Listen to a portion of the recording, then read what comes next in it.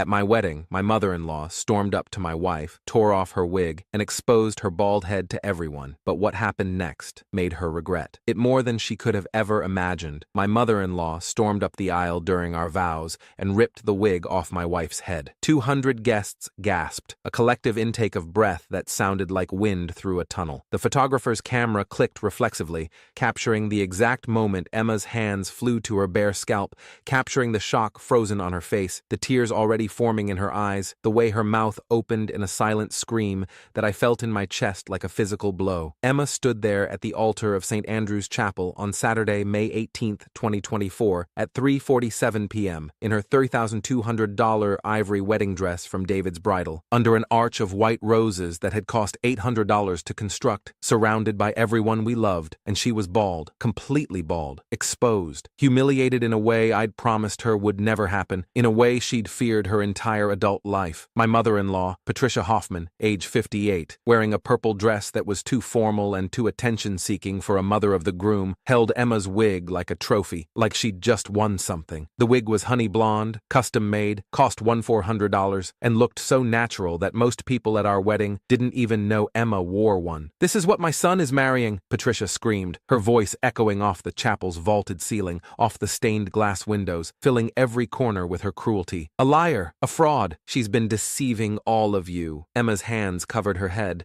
a gesture so automatic, so practiced from years of self-consciousness, and tears were streaming down her face, destroying the makeup it had taken the artist 3 hours to apply. Her shoulders shook. She looked like she wanted the floor to open up and swallow her. I stood there frozen for exactly 3 seconds, speechless, my brain trying to process what had just happened, trying to reconcile the woman who'd smiled at me that morning while adjusting my boutonniere with the woman now holding my fiancé's wig like it was evidence in a trial. Patricia had hated Emma from the moment I'd introduced them 2 years ago. Emma was too plain, too quiet, too ordinary for her precious son, not educated enough. Emma had an associate's degree from community college, not a bachelor's from Patricia's alma mater. Not ambitious enough. Emma worked as a dental hygienist, not a lawyer or doctor. Not wealthy enough. Emma's parents were middle class, her father a retired postal worker, her mother a school secretary. But this was beyond the passive-aggressive comments at family dinners, beyond the subtle digs about Emma's job or her apartment or her clothes. This was calculated cruelty, performed for an audience. Emma had alopecia areata, an autoimmune disorder that had destroyed every hair follicle on her body when she was 16 years old. Eyebrows, eyelashes, everything, gone within 3 months, never to return. The doctors at Northwestern Memorial had called it severe rapid-onset alopecia universalis and told her it was permanent, that she'd need to learn to live with it, that some people find wigs helpful for psychological adjustment. She'd told me about it on our 3rd date, November 14th, 2022, sitting in her car outside my apartment building after we'd seen a movie. She'd cried, quiet, controlled tears that she tried to hide by looking out the window, and said she'd understand if I wanted to stop seeing her, that most guys did once they knew, that it was okay if I wasn't attracted to someone who looked like this. I'd kissed her forehead, told her she was beautiful, told her the wig didn't matter, that her hair or lack of it didn't change who she was. We'd sat in that car for another hour talking about it, about how she'd lost her hair junior year of high school, about the bullying that had followed, about the years of therapy to rebuild her self-esteem, about how she'd learned to feel confident again, but still wore wigs in public because people stared, asked invasive questions, made her feel like a spectacle instead of a person. Patricia knew this. I'd told her 8 months ago in January during a tense conversation at her house in Hinsdale when she'd made a comment about Emma's fake appearance. I'd sat her down, explained Emma's condition, asked her, begged her to be sensitive, to respect Emma's privacy, to not make this a thing. She'd smiled, touched my hand, said, "Of course, sweetheart, I'd never do anything to hurt Emma. I understand how difficult that must be for her." She'd lied, and now she stood there in front of 200 people, my family, Emma's family, our friends from college, our co-workers, people we'd invited to celebrate the happiest day of our lives, holding that wig like a weapon she'd just used. "She's been lying to all of you," Patricia announced, her voice theatrical, performative, like she was delivering a monologue she'd rehearsed, pretending to be something she's not, deceiving my son,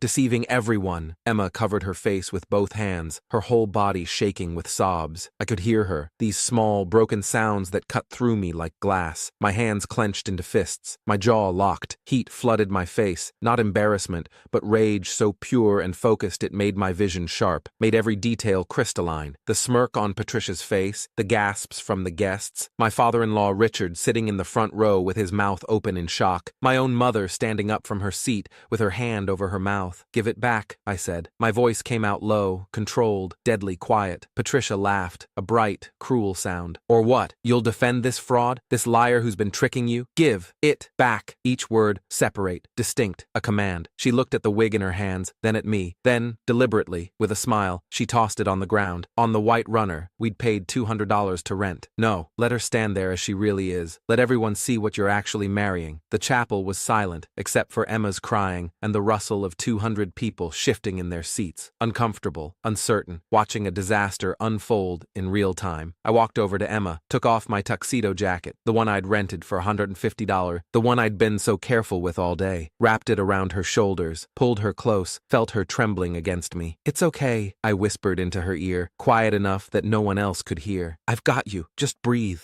I've got you." Then I turned to face Patricia, looked at her standing there in her purple dress with her perfectly styled hair and her satisfied expression, like she'd just won something important. "You want to humiliate her?" I said, my voice carrying now, loud enough for the whole chapel to hear. "Fine, let me tell you what real humiliation looks like." I pulled out my phone, iPhone 13, in my pocket where I'd kept it, despite the wedding planner telling me to leave it in the dressing room. Opened my Photos app, found the folder I'd labeled Patricia and had been building for 6 months. "For the past 6 months," I said, holding the phone up so people in the front rows could see, "Patricia has been sending Emma messages, hundreds of them." I swiped to the first screenshot. A text from Patricia to Emma, sent at 11:47 p.m. on December 3rd, 2023. "You're not pretty enough for my son. He's going to realize it eventually." Gasps from the guests. Louder now, people leaning forward. Text messages calling her ugly, worthless, telling her to leave me. I swiped to the next one. December 18th. "You're a burden. He's only with you out of pity." More gasps. Whispers starting now, spreading through the pews like fire. Emails. I swiped again. January 24th. Subject line, "The truth. You're not woman enough for my son. Once he sees the real you, the bald, broken you, he'll leave." Patricia's face had gone from smug to white. Her mouth opened, but no sound came out. Voicemails. I pulled up my audio recordings app, found the one I'd saved, pressed play. Patricia's voice filled the chapel, tinny through my phone speaker, but unmistakable. "You're damaged goods, Emma. Deformed. My son deserves someone whole,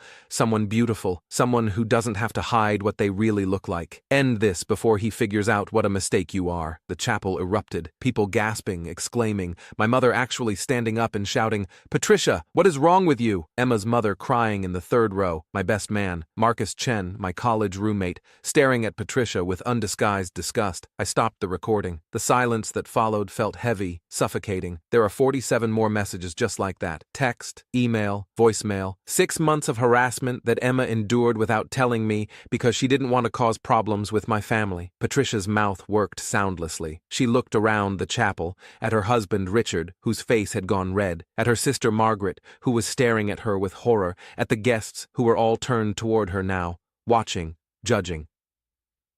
"You want to talk about fraud?" I continued, my voice getting louder, harder. "Let's talk about you, Patricia."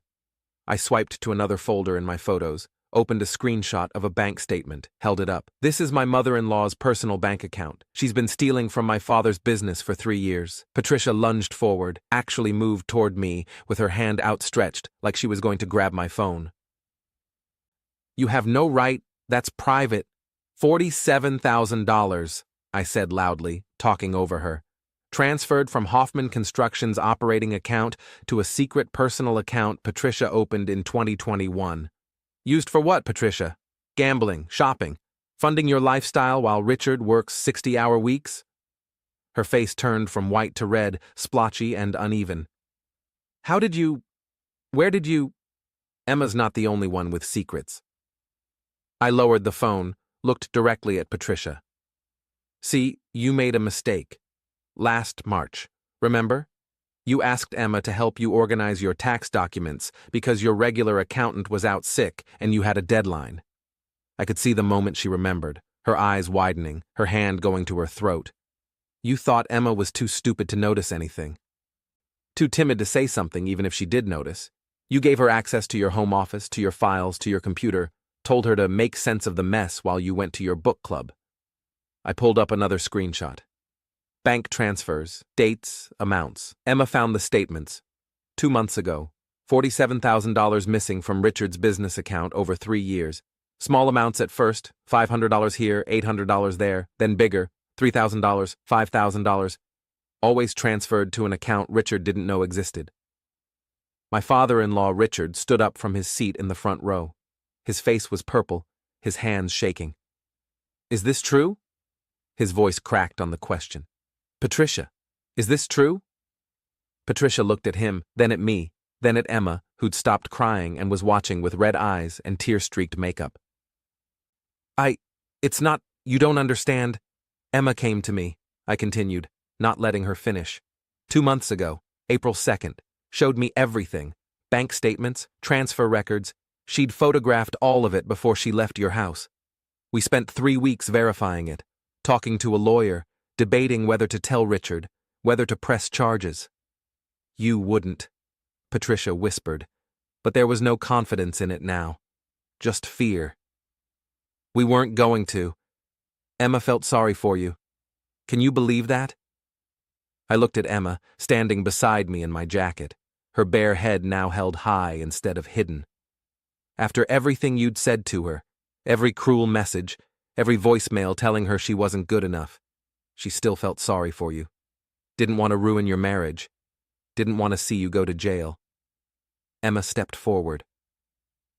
My jacket slipped off one shoulder, but she didn't adjust it. She looked at Patricia with eyes that were still red, but no longer crying. I told him not to say anything, she said quietly, her voice steady despite everything. I didn't want to destroy your life, even after everything you'd done to me. Patricia stared at her, speechless. But you couldn't leave well enough alone, Emma continued, her voice getting stronger. You had to humiliate me, in front of everyone, on my wedding day, in the cruelest way possible. She walked over to me, took my phone from my hand, held it up so the whole chapel could see the bank statements on the screen. So now everyone knows. You're a thief, a bully, and a liar.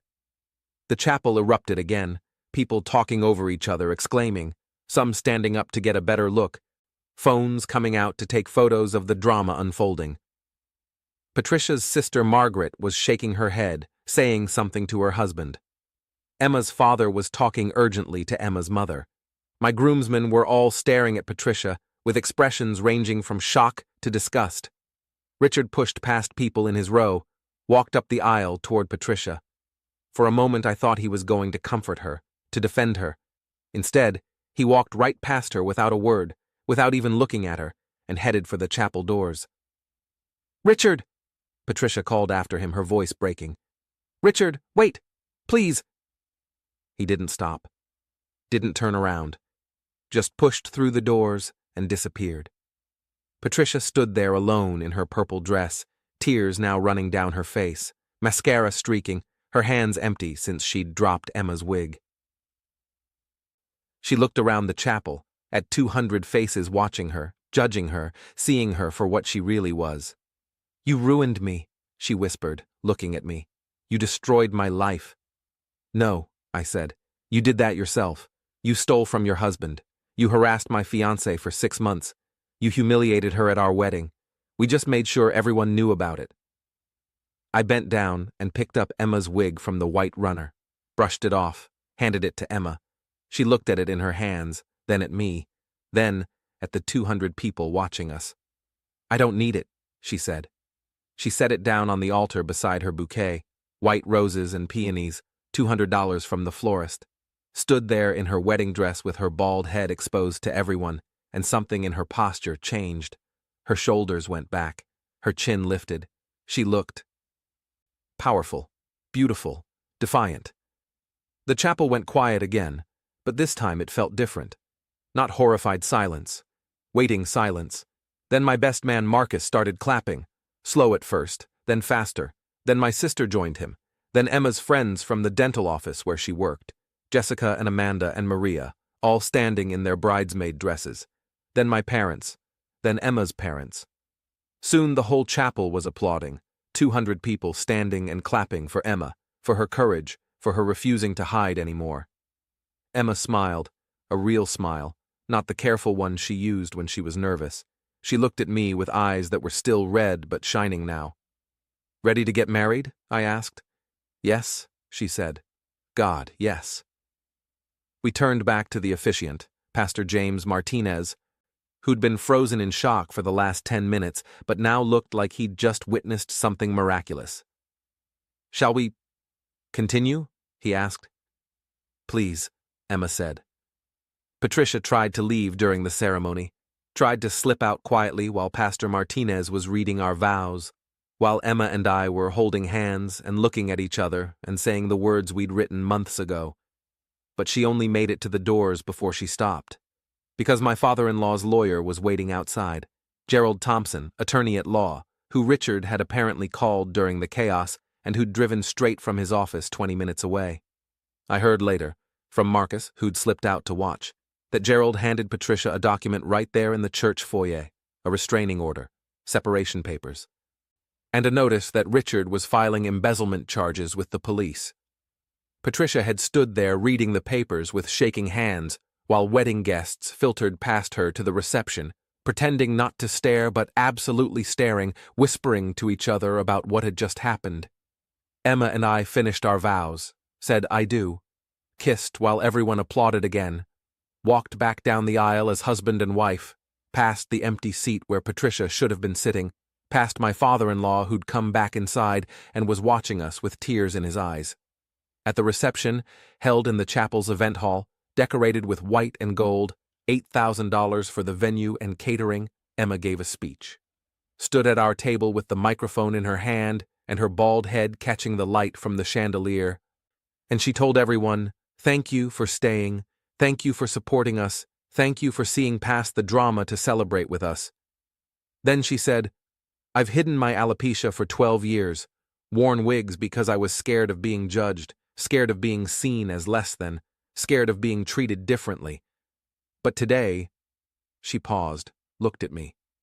"Today someone tried to use my condition to humiliate me, and instead, all of you showed me that I've been hiding from people who wouldn't have cared anyway. So I'm done hiding. This is me, and if you have a problem with it, there's the door." No one left. 200 people stayed for the whole reception, danced to the DJ we'd hired for 200 days, ate the chicken dinner we'd selected, and toasted to our marriage. Patricia faced charges. Richard filed for divorce 3 days later and pressed charges for embezzlement.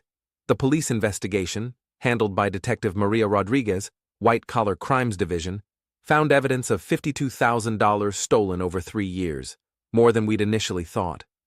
Patricia's lawyer tried to argue it was a misunderstanding, a bookkeeping error, but the evidence was too clear. She pleaded guilty 6 months later, got 18 months in prison and 5 years probation, had to pay full restitution.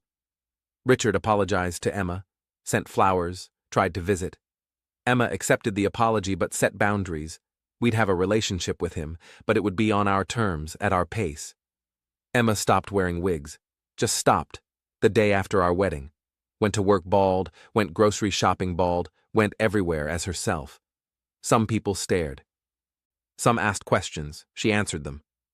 Most people she found didn't care as much as she'd feared. We got our wedding photos back from the photographer, the ones we'd worried would be ruined by the drama. They weren't.